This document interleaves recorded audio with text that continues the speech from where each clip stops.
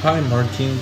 Can you tell us something about your life or whatever? Hello. Yeah. My name is Martin Luther King Jr. and I was a Baptist minister and social activist who led the civil rights movement in the United States from the mid 1950s until my assassination in 1968. I was born in January 15 in 1929 of Atlanta, Georgia, King and Baptist minister and civil rights activist. I had a seismic impact on race relations in the United States, beginning in the mid 1950s. Among his many efforts, I was the Christian Leadership Conference.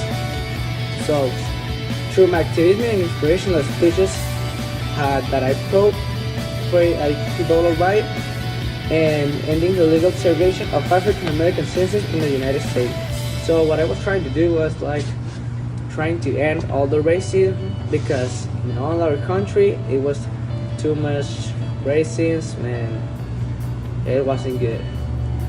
So, as well as the creation of the Civil Rights Act of 1964 and the Voting Rights Act of 1965, um, I received the Nobel Peace honors in 1964, among several other honors. I was assassinated in April 1968 and continues to be remembered as one of most influential and inspirational African American leaders in history. I was the middle child of Martin King's sister and Alberta Williams King. So, the King and Williams families were rooted in rural George Martin Jr.'s grandfather, A.D. was a rural minister for years and then moved to Atlanta in 1893. So he took over the small Triangle Ebenezer Baptist Church with around 13 members and took over the small struggling events Baptist Church with around 13 members, 15, 14 like. It was a small group of people, so it wasn't that big. And I stepped east in as pastor of Ebenezer Baptist Church upon the death of his father-in-law in 1931.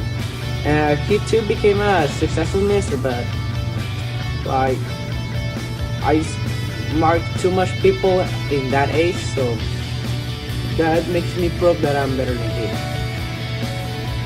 And I got a sister, Willie Christine, and a younger brother. Alfred Daniel Williams King, the King's children grew up in sacred loving environment. Martin Stewart was more disciplinary, while his wife Janice easily balanced other fathers and more strict hand. So they tired Martin Jr. parents couldn't shield him completely. So I don't know. It was too many races and all that stuff. So it makes us feel like we have to fight for our, we can say our honors, our rights as a human being. And I attended to Booker T. Washington High School, where I was said to be a prestigious student or an honorable student. And I was at Morehouse College in Atlanta at age 15 in 1944.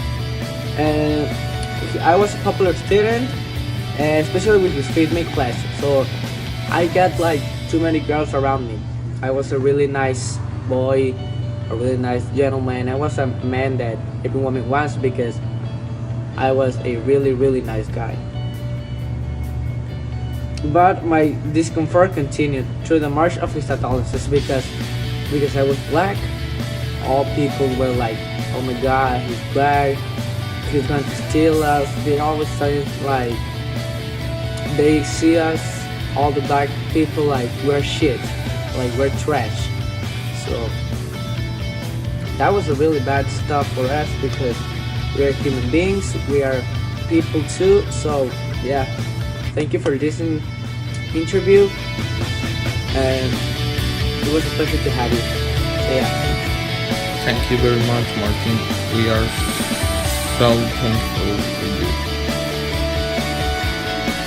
Thank you.